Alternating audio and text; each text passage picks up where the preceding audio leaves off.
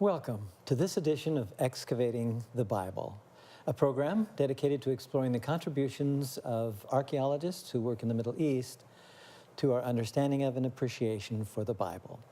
I'm Doug Clark, Director of the Center for Near Eastern Archaeology at La Sierra University. I'm joined by two colleagues, also from La Sierra University, Dr. Kendra Holoviak-Valentine, Professor of New Testament Studies, but a wannabe archaeologist, okay? Okay. Is that going to be fair? That'll be fair. Oh, okay. And Dr. Kent Bramlett, who is a professor of archaeology, Yes. associate professor of archaeology and the history of antiquity. So he's doing both the archaeological work as one of the directors of our projects, but also teaches ancient history in the process. We have moved with this episode to Jesus' ministry basically to outsiders. I mean, if we think about Judea, and you can include Galilee as kind of central to Jesus' ministry, and they're the insiders, but the outsiders, like the Samaritans, like people over on the Lebanese coast, Tyre and Sidon, like Perea on the eastern side of the Jordan River. So now we have shifted. Now we are thinking of moving outside, looking beyond. Is this an interesting part of the Gospels for you? Is this something that has some intrigue for you? Is this connected in a positive way as you think about the life of Jesus? It actually is, and it is because of, you're going to be surprised at this, the book of Isaiah. It seems to me that Jesus is living out the vision of Isaiah, who anticipated a time when there would be an openness to more nations. And it seems to me that the Gospels are saying this is happening. It's happening in the life of Jesus. That's a good point, because you have that in Isaiah 60, 61, 62, Right. where you've got this, actually an explosive interest in foreigners. Right. And you have interest in earlier chapters in Isaiah in foreigners. Kent, is this something that's intriguing to you as you think about Jesus ministering not only to his own people, and we think about the people expecting the Messiah, those are the insiders. What about these people around? I wish I knew more about what he was doing up in what's now Lebanon. You know, we just have these tantalizing hints of this wider interest, wider concern. What drew him there? And in a way, it presages the great expansion of Christianity with the disciples after his death. But I think they could look back to those events and build on that. See those as precedents. And in the process, this takes some time, doesn't it, to get to these sites? I mean, it's not like you just in a day get over there. Especially if you're going up to the Lebanon coast. So, well, we're going to look at those stories and some archaeological connections, as we like to do on this program. But first of all, we do have some artifacts. And Kent, I'm going to ask you to describe what we have on your end of the table. Well, we have another assortment of Roman glass from what we looked at the other time. But again, the Egyptians began experimenting with sort of glassy materials that would transform when they were heated into a glass-like material. And then the Phoenicians, who actually made true glass, but Romans perfected it. So you take, silica sand, or just sand that has a lot of quartz in it, combine it with some crushed limestone and soda ash or lye, and you heat it up, and this magical chemical process turns out this material that you can heat, and it's very sort of plastic. You know, you can shape it, but it doesn't pour. And so you can blow, and the Romans discovered that you could twirl around, you could blow air through a hollow tube, and you could make these elaborate shapes. This one is particularly interesting to me. It has two sides separated by a middle divider, and it was for holding and applying coal, or the makeup, K-O-H-L. And the applicator could be stored in one side, and then the actual coal would be kept in the other side. And we find, I mean, these are found in tombs, but they were part of daily life as well. Many of the whole vessels, most of them are from tombs.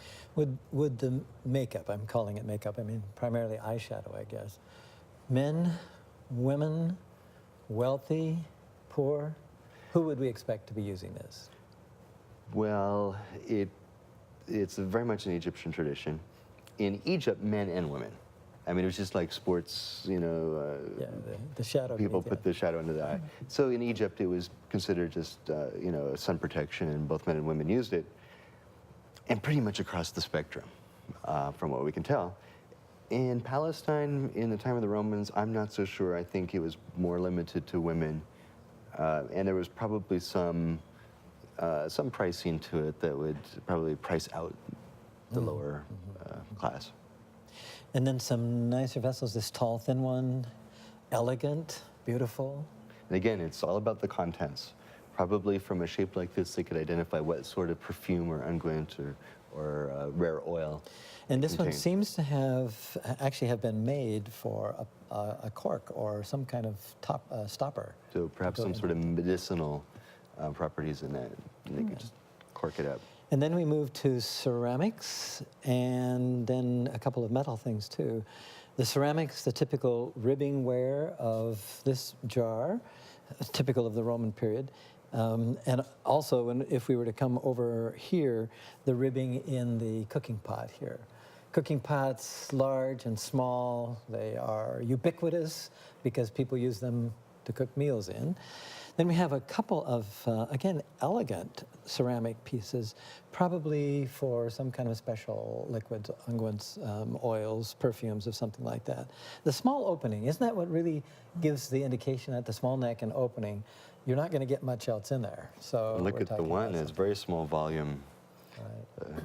So it must have been a very rare, precious material. And then a couple of bowls in the front and a little spouted vessel with small holes in the top so that you could pour some kind of liquid in, and both the top and the spout would prevent it from spilling out too easily. So you could carry it around quite easily, although not with a lot in it. It's a small vessel. And then we think about the coins, Roman coins. They're everywhere. And they honor all kinds of, emperors, leaders, and others. And they represent a lot of the history. In fact, can't you teach Roman history? How much of Roman history do we actually learn from coins? Well, you could teach a whole class in Roman politics, really, the history of the Roman Empire, just in coins. All the emperors, but then all the regional coins, which regions were, provinces or cities granted by the Roman emperor the right to mint their own coinage. So you could tell really about the expansion of the empire, about the importance of different individuals, and a lot about the economy during these different time periods. Good. And then one final object, and that is a glass spoon, maybe applicator of some kind for some of the cosmetics. It's hard to tell. Let's then take a look at some of the illustrations, and we will, as always, locate ourselves. We want to center ourselves chronologically. Kent, what do we have here in the highlighted Herods? Well, these are the sons of Herod the Great that are relevant to the areas we're talking about. So Herod Antipas in the Galilee region, whereas Herod Philip was, or just plain Philip if you wish, was made ruler or tetrarch of this area, which is called by half a dozen different number of names, but it's the area north and east of Galilee, the Golan Heights, and moving up towards Damascus. Yeah. Now, we're thinking for this particular episode about the outsiders, so we're thinking about territories outside. I'm assuming we're associating Philip pretty closely to Perea. I mean, Perea is south of his territory. Or does that would be Antipas. Antipas also was given the area almost disconnected with his Galilean section, but east of the Jordan from Jerusalem. Right. And we will see that in this map. Kent, talk about these sites. Again, our focus is on outsiders, on people outside of Judea and Galilee. So what do we have? Up there on the top right is Philip's territory. Now it's one of those other half dozen names, Gaulonitis. Right. Well, that's where we get the word Golan. It's just the vowel shift of the Roman Latin name, Golan to Golan. And you can see that it includes from the Jordan River all the way east, way out east into the deserts, as well as quite a ways up north. The Decapolis was never part of the Herodian dynasty, the area that they ruled, because these were free states given various rights by the Romans, because they were part of that Hellenistic expansion there. almost from the time of Alexander. and almost intrusive in a more Semitic region. And would that have set up different sorts of tensions that we may not even think about? It would, and it would present sort of in your face this this Greco-Roman culture that in many ways was quite different from traditional Judeo-Aramean. We can talk about other communities in the East as well, from their traditional ways. Okay. So what other regions? Well, Perea is particularly interesting. This was also governed by Herod Antipas, and it was a mixed population. There was a considerable Jewish population over there, of some of the valley towns on the east side of the Jordan, but they were also definitely of mixed or non-Jewish population as well. And it included, you can see down the bottom, Machaerus, which we'll be coming back to, was an important fort. And we must also mention up to the top of the picture there, Tyre, and a little bit off the board would be Sidon. These are, it's modern Lebanon, but it was part of the Phoenician heritage. And these cities were very important culturally, very wealthy. And then, of course, Samaria, lots of palpable tensions between Judea and Samaria. Does Jesus ever go so far south as to enter what might be called Idumea? Do we ever hear about that? I don't recall any specific stories of Idumea, but it has... This is where Herod comes from. Right. I don't think it was off limits. There was a lot of business that went out through the Gaza area into the Mediterranean. So I would imagine that it wasn't as controversial as Samaria, which Hyrcanus earlier had destroyed their temple, trying to force the Samaritans into a more Jewish serious form of worship in Samaria. Well, then let's take a look at some of the biblical, first of all, and then the archaeological connections. Kendra, we have 4 Gospels talking about outsiders. We do, and it's interesting that we have different outsiders in different Gospels. We have, thinking about the Syrophoenician woman called the Canaanite woman in Matthew. We're up in the north area that you were just talking about, in Tyre and Sidon. We've got the woman at the well, the Samaritan woman at the well, there in the middle of the last map. We've got John the Baptist in Perea area. His story takes us to Perea. So we have these different regions turning up in different parts of the Gospels. But all of the Gospels have something to do with encounters with Absolutely, foreigners, with yes. outsiders. I've called them outsiders. Is that a fair assessment? Well, I think some people would say, who are Gospel scholars, would say that they're becoming insiders. Or in the case of some scholars who write on John's Gospel, are the outsiders really in and the insiders really out? It's sort of that whole flip of who's really blind and who can see very well. John plays with those kinds of ideas. So Don't assume you know who's inside and who's out, kind of thing. Okay. But if we're thinking about it in terms of geographical regions outside of Judea and Galilee, that's what shapes this particular episode. Okay. Well, then let's look at the texts themselves. And just in general, let's think about these, because we have Samaria and Perea and Sidon, actually Tyre and Sidon, but Sidon seems to receive the greatest mention. So we have the various Gospels represented here We do. with different stories. The story of the Samaritan who returned to thank Jesus, for example, for his healing. We have Out of 10 who out were of 10 healed, lepers, and right? he's the only foreigner. Right. What And that is underscored in the narrative. Absolutely. Right. So there's a strong message here about foreigners and maybe about their entry into. Well, and some people wonder if by the time John's gospel is being written, is there a very purposeful attempt to evangelize the Samaritans? Is that part of why we have the story of the Samaritan woman at the well, which is a favorite of so many people, that idea of Jesus. It says he had to go through Samaria. Well, he doesn't have No, to. He there could are have gone routes another around. way, right? But some commentators suggest that the Spirit compelled him to. He had to in that sense. It wasn't because there is not another path, Right. but that the Spirit has compelled him to go to Samaria and meet this woman and stay in this village for 2 days, and that this village will become part of the family of God, if you will. Yeah.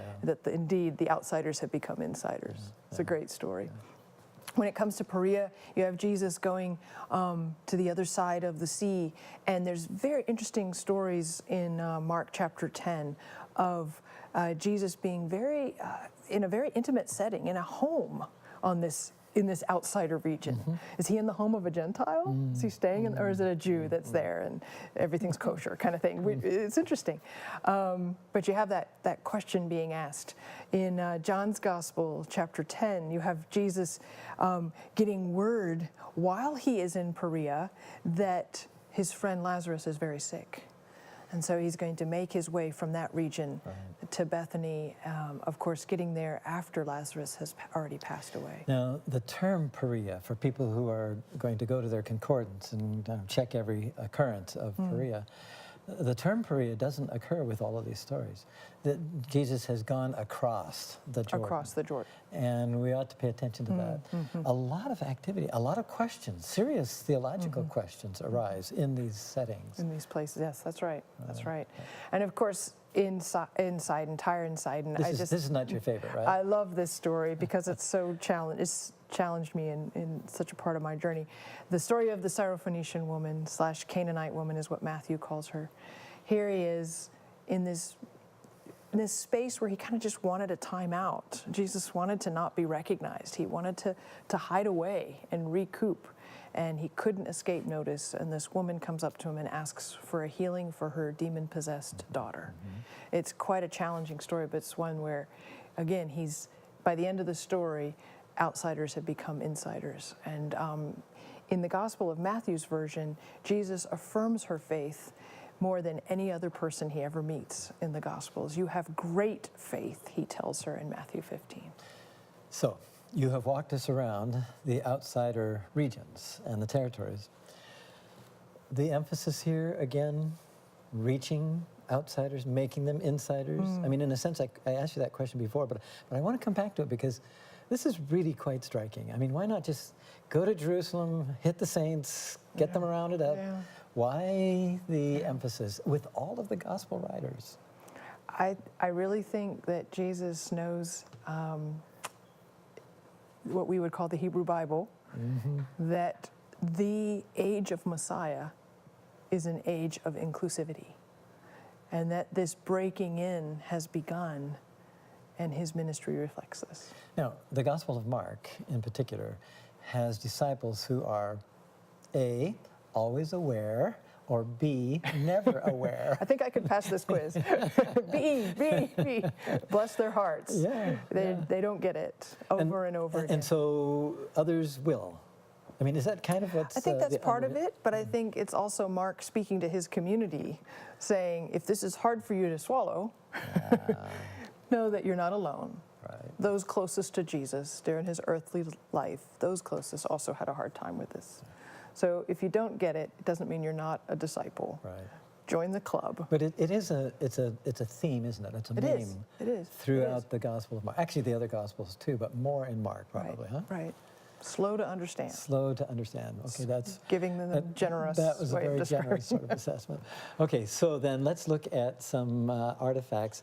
We've seen some Roman glass on the table. We'll look at a couple of examples and coins on the table. We've talked about elite goods. We'll look at a ship relief too. Is this camp more like what the glass would have looked like in its own setting and time and first use?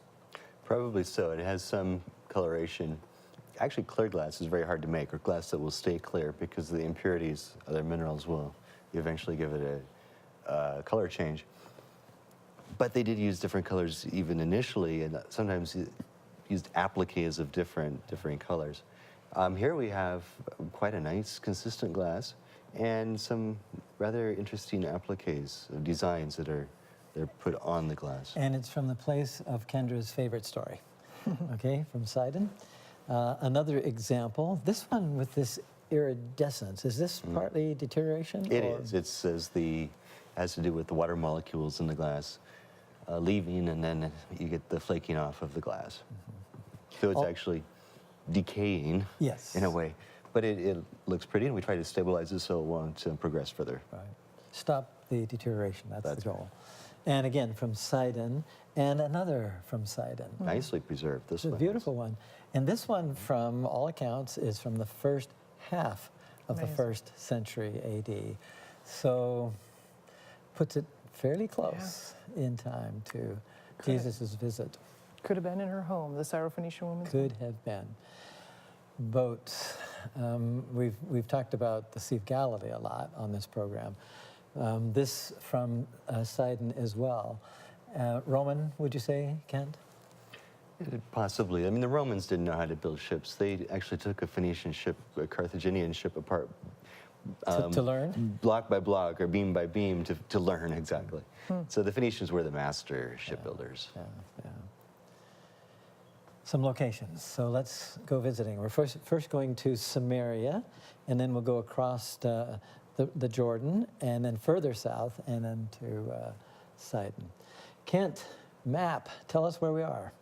Well, we're up in sort of the central part of Samaria, which are the highlands north of Jerusalem. So it's again between the low plain area on the west and the Great Rift Valley, the Jordan River, and the Dead Sea area on the east. And these mountains rise up 2,500 feet, a little higher. But Samaria was, of course, the capital of Israel for a major portion of its kingdom period. It's been renamed. Herod the Great rebuilt it. It had been destroyed, and he rebuilt it and called it Sebast, which is simply the Greek for Augustus in Latin, which means, most honorable, something like that, in honor of Caesar Augustus. And so we have all the classical features that you would expect there in a Greco-Roman city. Temple. He had no problem building a temple to Augustus. It's what would be called a pagan temple, and it was one of several that Herod built. And then just to the southeast, we have the site of Shechem, which goes way back in Old Testament times, and nearby a little village of Sychar. And there was a well there. And we're talking Samaria. Feelings not positive between Judeans and Samaritans. And that, of course, helps set the stage for the story. If we go to Shechem, Sychar, to start with, the mountain of Gerizim on the left and Ebal on the right. Mm-hmm. And so the road went right up between there and over to the west. Right. And so Nablus currently, but in ancient times. And so if we would go back, okay, there's the ancient site. We actually spent some time at this site in Old Testament episodes of this program. But then if we go to the New Testament story and you go to the place called Jacob's Well, here is one view of it, here is another. So how does this help us think about the story of the woman at the well? Just to imagine that's where she met Jesus and sat down and had in fact, the longest dialogue in the entire Gospel of John is with her that Jesus has. And just think that you've been to that space and I think you even drank from the water. I drank some water. I didn't get sick either. It's just amazing to me. I hope to be able to do that someday, go to that space. I promise we will do that. Great. No, it's important. And one senses the story. One senses, one feels, one experiences, one enters a story in a different way than just reading it. And this probably is the well because, again, water sources are taken care of over the centuries, and there's actually a lot of springs around. So the question is, why would you dig a well if there's so many springs? And usually it's somebody who doesn't have water rights and needs to access the water table. Or maybe to put something inside of city walls. One might need a water system. I don't know about Sychar and the rest of it surrounding it, but in any case. And if you go today, there's a church built over it. So protecting the site, but obscuring the site. So, I mean, one can say there's good news and bad news in the way churches are built over sacred sites, sacred places. So the story is an important one. Nice to have that connection. And I thought that this really old photo of a Samaritan woman from the Samaritan group at Jacob's Well. It was really illustrative and fun. Kent, you mentioned something about a temple in Sebast. What do we have here? So, right, Herod built a temple here and another one in Caesarea. But again, this was part of the Roman world in which he lived, and he had no problem having a foot in both Judaism and in the Roman world. And so this, all that's left of it now are the steps going up to the platform and some of the column bases. And then the Forum. I mean, one knows a Roman city when one finds one. Yep. Because of these columns and the particular kinds of capitals and so on. Now, Bethany beyond the Jordan, there's another Bethany up close to Jerusalem, but Bethany beyond the Jordan, it's in Perea, and it's actually mentioned a couple of times in the Gospels, and associated with the baptism of Jesus, but also associated with something toward the end where there is a connection here. And so Bethany beyond the Jordan matters. I have a couple of slides. This one is interesting. The Jordan doesn't look like much, not a place where people would really want to jump in and be baptized. What's going on here, Kent, between the two sides? There are two groups of people here. Of course, now the modern political line between Israel, or the West Bank and Israel, and Jordan on the far side there make these sorts of activities rare. The militaries have to coordinate and help this occur. But we have a Greek Orthodox church commemorating the baptism on the west side, that's our near side. And recently, well, relatively recently, a number of Byzantine ruins. They go way back to the early Christian period on the far side. Right. Going further south, we mentioned this, Kent, as you walk down the map, we have the place of Machaerus, typically connected with the death of John the Baptist. Part of Perea, part of the New Testament story, and connected. And what at least some people would argue a good representation of what the fortress might have looked like. But Sidon, we must go to Sidon. The map shows us where it is on the Mediterranean coast, and just some excavations. And then I think, even though this is Crusader, one gets the feel for the site and the location. And then this at Tyre. So this story has been meaningful to you as a scholar, as a budding archaeologist, which you're becoming, as a woman. How does this story touch you? Recently, I've done a research project where I've asked people in different parts of the world to consider this story. What does this story mean to you, that Jesus reaches out to this outsider? And very interesting responses depending on their cultural context. And committed to and connected with the whole notion of foreigners and outsiders. Very much so. Thank you, Kendra. Thank you, Kent. And thank all of you for joining us for this episode of Excavating the Bible. We hope this has provided something for your soul and for your mind, and we look forward to next time. Until then, think ancient, keep believing, and keep exploring. For Excavating the Bible, I'm Doug Clark.